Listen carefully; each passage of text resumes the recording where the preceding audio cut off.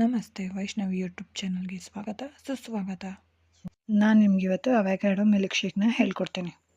ಮಾಡಿದೆ ಅದಕ್ಕೆ ಏನೇನು ಬೇಕು ಅನ್ನೋದನ್ನ ನಾನು ಹೇಳ್ಕೊಡ್ತೀನಿ. ನಾನಿಲ್ಲಿ 1 ಲೋಟ ಹಾಲು ತೊಗೊಂಡಿದ್ದೀನಿ.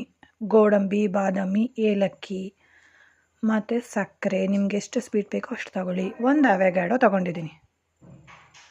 ಈಗ ಅವಕ್ಯಾಡೋನ ಕಟ್ ಮಾಡೋದು ಹೇಗೆ ಅಂತ ನಾನು ತೋರಿಸ್ತೀನಿ. ಕರೆಕ್ಟಾಗಿ ಅವಕ್ಯಾಡೋನ ಸೆಂಟ್ರಿಗೆ ಇಟ್ಕೊಂಡು ಸೆಂಟರ್ ಪಾರ್ಟಲ್ಲಿ ಈ ಥರ ಕಟ್ ಮಾಡಿದ್ರೆ ಸ್ವಲ್ಪ ಹಿಂಗೆ ಮಾಡಿದ್ರೇ ಅದು ಓಪನ್ ಆಗಿಬಿಡುತ್ತೆ. ಹಣ್ಣಾಗಿರೋದ್ರಿಂದ ಹಣ್ಣಾಗಿರೋ ಅವಕ್ಯಾಡೋ ತೊಗೊಳ್ಳಿ, ಆಗ ಟೇಸ್ಟ್ ತುಂಬ ಚೆನ್ನಾಗಿರುತ್ತೆ.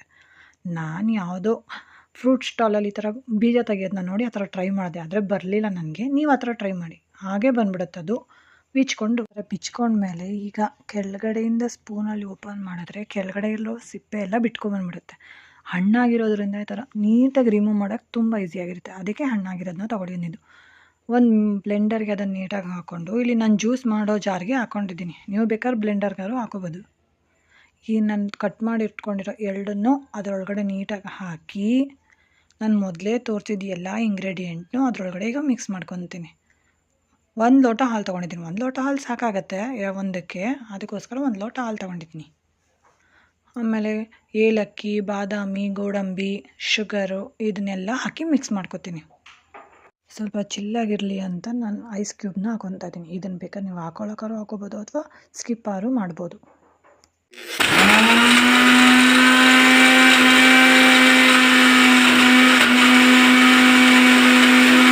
ನೀಟಾಗಿ ಬ್ಲೆಂಡ್ ಮಾಡ್ಕೊಂಡ್ಮೇಲೆ ನಿಮ್ಗೆ ಎಷ್ಟು ಕನ್ಸಿಸ್ಟೆನ್ಸಿ ಬೇಕು ಅನಿಸುತ್ತೋ ನೀರು ಬೇಕಾದ್ರೆ ಹಾಕೋಬೋದು ಅಥವಾ ಹಂಗೇನಾರು ಕುಡಿಬೋದು.